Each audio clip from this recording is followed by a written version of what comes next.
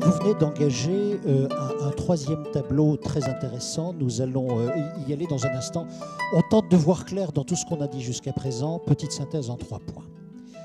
Premier point, au moment où vous démarrez une communication, je viendrai dans un instant sur sa définition, au moment où vous démarrez une communication, nous avons bien vu, il y a 2 grands ingrédients que vous devez avoir en tête. D'abord, à qui allez-vous vous adresser ? Premier point. Deuxièmement, quelles sont les techniques que vous allez mettre en place pour que l'autre puisse comprendre ce que vous dites ? Et ce que Serge Moati ajoute, vous devez absolument avoir l'intérêt, l'utilité, je vais oser le mot, l'amour de l'autre pour avoir cette empathie, cette sincérité qui fait que vous allez pouvoir vous rapprocher de l'autre. Premier élément de synthèse, si vous voulez, à la fois de la technique, mais aussi une sincérité, une vérité. Deuxième point, pour une entreprise. Pour une entreprise, communication externe, nous dit Dominique Volton, attention, avec modération, mais surtout ne mentez jamais. On y revient, surtout la vérité. Sans quoi, à un moment donné, l'élément de mensonge reviendra en boomerang contre ce que vous avez déjà affirmé, vous allez tout perdre. En communication externe, dit-il, attention, il est possible de communiquer sur son identité, mais là encore, avec une extrême vérité. Troisième élément, ce sont les différentes définitions que vous avez données de la communication. Et vous avez dit, il y a plusieurs verbes qui se trouvent dans ce mot valise, comme l'a défini Serge Moati. Vous avez un premier qui est le plus essentiel, c'est partager. Y a-t-il quelque part, je reprends vos termes Dominique Volton, y a-t-il quelque part quelqu'un qui m'aime ? Non, répondez-vous, dans 99%, et c'est comme ça que ça démarre mal. Deuxième point, et ça fait une vie. Non, mais vous avez dit, je reprends vos termes, je ne juge pas, je reprends vos termes. Deuxième point, vous avez dit, partager, oui. Deuxième verbe qui se trouve dans le mot communication, c'est transmettre. Transmettre, attention, c'est là où on découvre qu'il y a un récepteur et que rarement, dites-vous, le récepteur est sur la ligne de ce que vous voulez dire. C'est là où commence le problème, c'est là où vous dites, moi je constate que ça ne marche jamais, mais que ça se répète tout le temps. Et que tant que cette transmission ou ce contact se poursuit par la négociation, vous espérez, vous dites c'est gagné. On en est là. Nous sommes d'accord à peu près ou pas ? Tant que ça cause et qu'on s'engueule, c'est bon. Le jour où il y a le silence dans un couple ou le silence dans une société, c'est ce qu'il y a de pire. Mieux vaut des manifs dans une société que pas de manifs. Alors, j'ajoute une chose. Quand ça gueule et que c'est conflictuel, c'est vivant. Quand c'est silencieux, c'est emmerdant, sauf dans les monastères. Et même là, ils ont intérêt à causer. Maintenant, je reviens sur... Je vais rajouter la dimension tout à l'heure du format, de la durée. Et je m'adresse à tous les trois. Assiste-t-on aujourd'hui à une modification de la représentation du réel, précisément parce que les médias invitent à une simplification à outrance, disent « pouvez-vous me le résumer, me le simplifier ?» au nom d'une idée généreuse d'ailleurs, que tout le monde puisse comprendre et assez vite. Serge Moati, êtes-vous confronté à cette obligation que vous dites à vos invités politiques, par exemple ? Dites-le-moi plus lourd, plus clair, plus concret. Tout le temps. Alors, comment répondent-ils ? Parce que... les très bons disent peu importe. Enfin, les très bons. Les très bons comprennent ce que je dis et en même temps ne sont pas ennemis de la complexité. Alors, la complexité et la communication, c'est un couple diabolique. Vous savez ça. C'est un couple diabolique, c'est-à-dire qu'il y a d'autres couples décrits par Dominique diaboliques, mais celui-là, la complexité et la communication c'est fait en ce moment pour faire reprendre une phrase, un concept, un truc. Bon, là, oui, là j'en sors, donc c'est pour ça que je peu la tête embouteillée, mais j'essayais de faire dire à Hortefeux des choses désagréables sur l'UMP, des choses désagréables sur le gouvernement, etc. Et il était extrêmement policé. Il mentait. Donc j'ai essayé de le piéger, de le contourner, de le faire danser. Et puis je lui avais dit avant, écoutez, soyez sympa, il faut que ça aille vite, parce que on n'a que 15 minutes en face-à-face, parce que c'est une émission où il y a un face-à-face et après un débat. Et donc, j'ai dit, s'il vous plaît, on a 15 minutes. Bon. Et il me piégeait par la longueur, lui. La longueur excessive. C'est-à-dire qu'il savait que plus il était long, moins je pourrais... dégainer. Alors, c'est pour ça que je parle de danse. Parce qu'il y a un côté tango là-dedans. Et il savait que je m'énervais. Alors moi, je l'interrompais. Quelle était son attitude à ce moment-là ? s'il vous plaît, je veux, non, laissez-moi, je veux aller jusqu'au bout de ce que j'ai à dire, etc. Je connais par cœur. Je connais par cœur. Donc c'est un jeu rituel. C'est un jeu rituel. Et la complexité, c'est vraiment l'ennemi de la télévision. Et ça, il faut absolument faire gaffe à ça, parce que c'est très grave. C'est pour ça que le format est au centre de la télévision. Plus vous avez du temps, plus vous pouvez être complexe, évidemment. Bon, complexe, c'est-à-dire ceci, cela, blanc, noir, gris, enfin bon, tout ça, etc. Et je voudrais, mais vous me posez des questions comme si c'était mon métier. C'est pas mon métier. Mon métier. Mais vous y répondez comme si c'était votre métier, je vous assure. Oui, mais par capillarité. Mais le truc, c'est que moi, je n'ai pas d'identité, par exemple. Vous voyez ? J'ai l'identité de tous ceux que je croise aussi. Les croisements font qu'ils ont contribué à mon identité. Donc en moi, c'est une gare de triage. C'est-à-dire qu'il y a des trains qui arrivent, d'autres qui partent, bon, plein de choses. Et je trouve qu'être un communicant, je ne sais pas quoi, je ne sais pas comment on dit ça, c'est être quelqu'un qui a conscience qu'il est dans une gare de triage. Sinon, on est foutu. Communiquer, c'est aussi comprendre qu'on est plusieurs en soi. Vraiment. Et que je peux me retrouver au Front National en étant Front National, que je peux me retrouver à la Ligue communiste en étant trotskiste, enfin, ça c'est pour prendre des exemples idiots, mais c'est plus compliqué que ça, vous l'imaginez bien, parce que là c'est un peu caricatural. Mais enfin, c'est pour me faire comprendre. Si on n'a pas l'idée qu'en soi il y a un monde fou, on ne peut pas communiquer. On ne peut pas. Parce qu'il faut introduire cet élément-là, cette dialectique bizarre en soi, entre moi je pense que, et puis quand on dit moi je pense que, on s'aperçoit qu'on peut penser exactement le contraire et dire le contraire. Vous voyez ? Donc c'est une négociation entre soi et soi, la communication. Et ça me paraît très important. Je ne réponds pas exactement à votre question, pardonnez-moi. Je vous en prie. J'essaie de répondre comme je peux, quoi, comme je suis. C'est ça qui est important. Et je pense que l'instantanéité de la communication est un piège aussi. Parce que si la communication, c'est la transmission, comme l'a dit en numéro 2 Dominique, moi j'ai connu des sociétés plus ritualisées, où on ne communiquait pas instantanément, où la communication était par étapes. Je te dis progressivement ce que je pense devoir te dire au moment où je te parle. Et on mettra du temps pour y arriver. Et je pense que ça, c'est aussi capital si on veut communiquer. Capital, hein, je veux dire, c'est très très important. C'est très important de donner des révélations successives. C'est très important. Pourquoi c'est important ? Pour vous ou pour l'autre ? Les deux, mon général. Les deux. Les deux, mon général. Vraiment, enfin, je pense qu'il y a un endroit où on ne ment pas. Et je pense que le problème dans la communication, quand je suis conseiller en communication, c'est différent. Je ne suis pas questionneur. Je suis conseiller en communication. Quand quelqu'un me fait l'amitié de me dire, ou le plaisir, enfin je sais pas quoi, de me dire comment je peux dire ça. J'ai ça à dire, comment je peux le dire. Je cherche avec lui le moment où il ne peut pas mentir. Il y a un lieu en soi, en chacun d'entre nous, etc. Quand on a compris qu'on était dans une gare de triage, il y a un train qu'on va prendre. Et ça, il ne faut pas le boucher, il faut le bloquer, c'est trop précieux.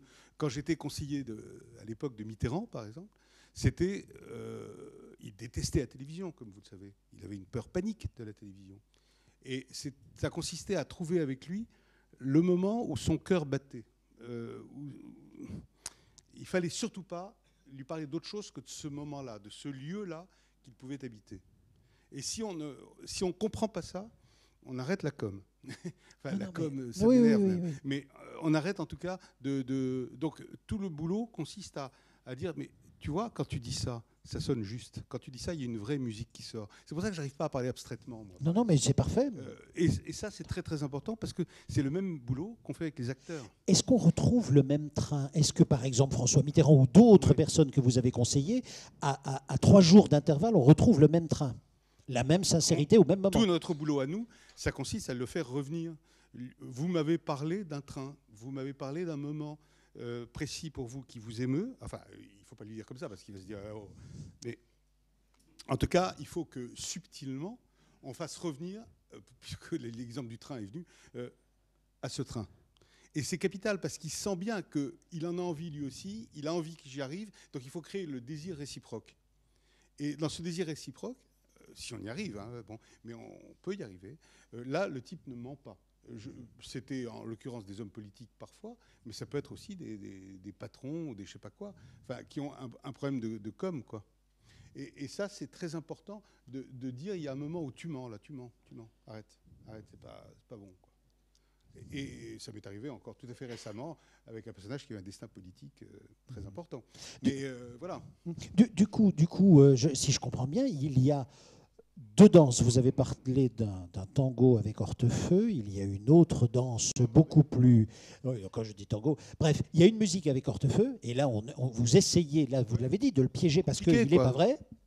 Et d'un autre côté, à certains autres moments, vous allez rechercher une musicalité chez l'autre, vous avez dit, qui sonne juste. Oui, c'est exactement ça. Et là, on n'est plus dans le tango, hein, on est dans sa musique à lui, et dans ce qui est le plus important qu'il a à dire en termes de communication, c'est-à-dire de message à l'autre. Et de ce message à l'autre, comme je suis devenu moi-même lui, ça résonne aussi en moi. Et je me dis, là, on y est. D'accord.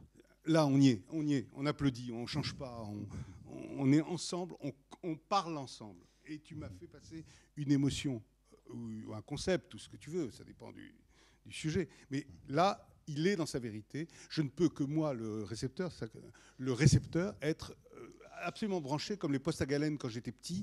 Hop, on est sur la fréquence, vous savez. C'est ça. Et là, ça marche. Dernière question, avant que les autres puissent s'exprimer. Est-ce que je peux être sûr que les autres postes à galène qui vont écouter cette musicalité-là vont résonner pareil? Je pense qu'ils vont sentir une authenticité dans la c'est 107.5, c'est pas 107.5,5 quoi. Ils vont sentir la qualité du son, en tout cas. Ils vont sentir ça. Ils vont pas être d'accord forcément avec ce que dit le monsieur, hein. Mais ils vont ou la dame. Oui, mais oui. Ils vont reconnaître l'authenticité du message. Oui, je crois vraiment. Mais encore une fois, ça ressemble à un truc de sorcier. C'est un tout petit peu sorcier, la com. La com comme je l'entends. Ouais. Je terminerai par vous, Dominique, si vous le permettez. Stanislas, la même question. J'étais parti sur la complexité. Nous revoici revenus sur le sentiment d'harmonie entre deux êtres à un moment donné, où l'un dit à l'autre, là, c'est juste, ça sonne juste. En gros, c'est ça. Alors, malheureusement, dans mon expérience, le monde que décrit M. Moiti m'est assez étranger, ou du moins m'est étranger depuis une dizaine d'années. Lorsque j'ai commencé dans la communication, on avait le luxe d'avoir énormément de journalistes.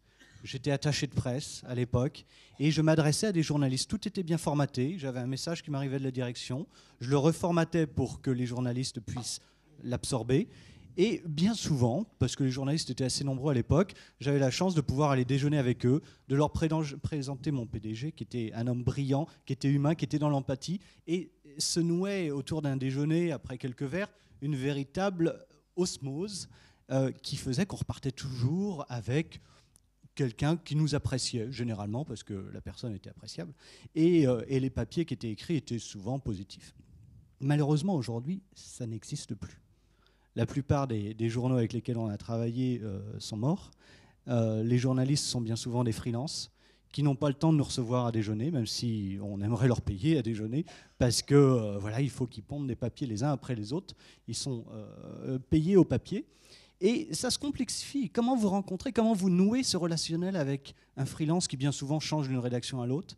Comment vous arrivez à faire connaître la vérité du patron, de la création de l'entreprise? Ne perdez pas de temps aussi. Ne perdez pas de temps. Ah ben on communique le mieux possible. Ouais. On essaye de savoir à qui on s'adresse. Qu'est-ce que veut ce freelance?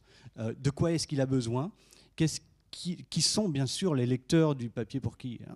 Et puis, on essaye de se rencontrer parce que le digital n'a quand même pas tout supprimé. Il faut se rencontrer, et ça, on l'encourage. Il y a des salons professionnels, il y a des associations, il y a des bistrots au coin de la rue où de temps en temps, le gars, lui aussi, a envie d'aller boire une bière. Donc, bon, on essaye de créer ce moment, mais c'est plus compliqué. C'est plus compliqué. Oui, mais vous n'êtes pas obligé, puisque vous savez que c'est compliqué, de perdre du temps avec des types absolument inintéressants pour vous. Vraiment, enfin, pardon, parce que là, je ne comprends pas votre idée. Parce que vous n'avez pas perdu du temps avec un type qui s'en fout. On parle de la presse professionnelle. On parle de la presse professionnelle. Hein. Je ne parle pas du journaliste de télé. Je parle vraiment d'une entreprise PME qui a un secteur d'activité bien déterminé et qui a des verticaux, hein, des canards verticaux. Mais mais d'une manière générale, ne perdez pas de temps. Non, mais parce qu'il ne faut pas communiquer pour communiquer. C'est-à-dire, je choisis mon interlocuteur. Ouais. Bon. Ouais. Et je le mets dans ma musique. Je vous Et je le rejoins. mets dans ma Au musique. bout du compte, c'est vrai qu'on a une dizaine d'interlocuteurs qui nous ont suivis au fil des ans et avec qui on a un très bon relationnel. Bah, Mais bravo. on peut pas. Voilà, Dominique Voltan. Deux phrases qui me viennent en écoutant Serge tout à l'heure, c'est que l'information je vais y arriver. L'information peut être rapide. La communication n'est jamais rapide. Voilà. Parce que d'abord, on n'est pas d'accord la plupart du temps, et que même si on est d'accord, il faut du temps pour s'apercevoir. Et la question du temps est centrale entre l'information et la communication. C'est ce qu'on a gagné en 70 ans, c'est du temps. Et ça ne sert à rien parce que les êtres humains, les sociétés, les cultures ne vont pas à la vitesse des techniques et des systèmes d'information. Or, ce qu'on rêverait, et c'est en ça qu'on est démiurgique et fou, et un peu suicidaire, c'est que nous supposons que la rationalité de l'information et sa vitesse va progressivement percoler les hommes et les sociétés, les cultures. Non. Il faut un temps fou pour comprendre un autre homme ou une autre femme. Il faut un temps fou pour comprendre une culture qui n'est pas la nôtre. Et par rapport à cette question, la vitesse de l'information risque d'être un accélérateur de haine. C'est ce que je n'arrête pas de répéter. Parce que nous rêvons tous qu'on va se comprendre à la vitesse des informations qui s'échangent, et ce n'est pas vrai. Vous voulez dire qu'il y a un temps biologique quasi Mais pour anthropologique, pouvoir comprendre l'autre. Mais l'autre, déjà quand il a ma gueule, ma religion, et qui vit dans mon espace français, on s'en fout mutuellement. Il faut des siècles de culture, de conflits, de guerre pour arriver à dire qu'un Béarnais n'est pas un abruti, je dis n'importe quelle bêtise, ou finalement un gars des Vosges et il n'a pas la vue si basse qu'on dirait qu'il l'a, enfin, etc., on s'en fout. Mais alors quand vous passez avec la France et l'Allemagne, la France et l'Angleterre, l'Europe, et que plus vous élargissez le cercle, plus la question de l'altérité est centrale. Moi, ce qui me fascine, c'est l'altérité. Et on croit que la vitesse réduit l'altérité. Elle ne la réduit pas. Or, c'est l'altérité qui fait la guerre. Moi, je suis obsédé par la paix et la guerre. C'est ça qui m'intéresse. Pourquoi, au bout d'un moment, les hommes préfèrent se tuer que d'essayer de se comprendre quand ils ne sont pas d'accord entre eux? Et la guerre, c'est l'horizon de l'histoire. Vous comprenez? C'est pas parce que nous, on ne fait plus la guerre en Europe depuis 30 ans. On l'a faite en Yougoslavie il y a 15 ans. Mais la guerre, c'est l'horizon. On n'a qu'à voir, regarder le spectacle du monde. Et c'est normal. Donc les hommes ont plus de plaisir finalement à se tuer qu'à essayer de se tolérer mutuellement. Donc la vitesse des systèmes d'information est un handicap supplémentaire pour accepter l'intolérance, pour accepter la différence et accepter la différence, construire la tolérance et ralentir, ce sont des valeurs politiques ou anthropologiques, pas des valeurs techniques. Et pour l'instant, nous rêvons tous que la performance technique ait un impact direct. C'est pour ça que je dis que le temps, il est entre l'information et la communication. Serge, allez-y. Et le temps, c'est le temps de la connaissance et de la culture. La culture n'empêche pas la guerre. Prenez l'Allemagne nazie, extrêmement sophistiquée, donc ça n'empêche pas la guerre. On sait, nous, bébés du XXIe siècle, on sait que la culture n'interdit pas le barbarisme. Et la culture russe, qui était quand même immense, n'a pas empêché. Bon. Mais quand même, c'est un petit... La culture, c'est quand même une représentation du temps de l'autre. Donc c'est quand même... Mieux vaut avoir de la culture que pas en avoir. Un homme politique qui n'a pas de culture, c'est tragique, on le voit bien. Donc la culture, c'est quand même une connaissance de l'autre. Pourquoi nous, la France, on n'est pas si mauvais que ça dans la mondialisation, même si on est d'un masochisme à se taper dessus? C'est qu'il y a deux grands peuples. Et quel est l'avantage de l'Europe? Nous, l'Europe, nous avons dominé le monde depuis le 15e. On s'est fait battre partout. On s'est fait battre dans toutes les puissances coloniales ont été battues. Les Allemands, les Britanniques, les Espagnols, les Portugais, les Français. Donc nous, un Européen, il sait que l'autre est intelligent dans la mondialisation. Et que même s'il n'a pas une bonne gueule, et même s'il n'a pas l'air riche, qu'un paysan irakien, c'est évidemment plus intelligent qu'un paysan américain. Parce qu'en Irak, entre le Tigre et l'Euphrate, on a inventé l'alphabet et on a construit les premières villes il y a 5000 ans. Donc putain, il en a du jaja là-haut, le gars, le paysan irakien. Même s'il a pas... Donc nous, les Européens, et on s'est fait battre par tous ces gens-là. Donc on sait que les autres sont intelligents. Et le paradoxe, c'est qu'au moment où dans la mondialisation, il va falloir construire ce dialogue des cultures et des civilisations, on devrait dire, écoutez, on a été arrogants, on a été insupportable. L'acmé de notre arrogance, c'était 1895-1914. Après, on s'est massacré entre nous. Mais nous, on sait du coup, et on n'a pas pu reconstruire notre empire, donc on sait que l'autre est intelligent. Donc on sait qu'il faut du temps pour aller vers lui. Et au lieu de dire au reste du monde, attendez, nous on sait qu'il faut du temps. On prend un espèce de complexe débile en disant, putain, on est vachement en retard vis-à-vis des Américains, on est vachement en retard vis-à-vis de l'Asie. Mais attendez, la Chine est en 1820. Elle n'a même pas commencé la guerre des classes, des luttes des classes, je veux dire. Nous, on s'est tapé la lutte des classes. Donc on est après tout ça. On est après dans l'obligation de la négociation avec autrui. Et eux, ils n'y sont pas. Et comme des abrutis, au lieu de dire, merde, aidons-les à comprendre qu'on ne manipule pas l'homme comme ça. On en a transporté 500 millions de Chinois de l'espace rural à l'espace urbain pour les empiler dans des cages à lapins pour ceux qui voyagent en Chine. Mais c'est monstrueux. Donc le désastre anthropologique, il va être effrayant en Chine. Donc là, nous, on pourrait dire, attendez, il ne faut pas faire ça. Et les Européens, au lieu d'être fiers de cette histoire qui a été cruelle, 100 millions de morts quand même. On n'est même pas capable à se tuer entre nous pour rien. Sauf la Deuxième Guerre mondiale. La première, en 1870, c'est pour rien. Donc ça veut dire qu'au lieu de dire, ben oui, l'autre est intelligent et c'est un atout qu'on a dans la mondialisation, on ne le dit pas. Nous, on sait que le temps, ça existe. Vous voyez? Et au lieu de dire aux Américains qui sont fous de vitesse, mais attendez, ça ne sert à rien la vitesse. Il faut Et donc il faut réintroduire le temps pour repasser de l'information à la communication, de la communication à la culture, de la culture à la connaissance. Et ça, nous, les Européens, on devrait le dire au reste du monde. On n'a pas raison, mais on a cette richesse. C'est pour ça que la vitesse est un piège gigantesque. Écoutez, on est en train de ralentir sur les routes. Bon, c'est chiant pour chacun d'entre nous, parce qu'on se retrouve à 50 km/h en centre-ville, il n'y a pas pire, hein, et 30, c'est impossible. Mais quand même, on admet la lenteur. Et finalement, et là, on ne l'admet pas dans l'histoire des cultures. Serge Moiti, Dominique Volton est en train de dire on est en danger.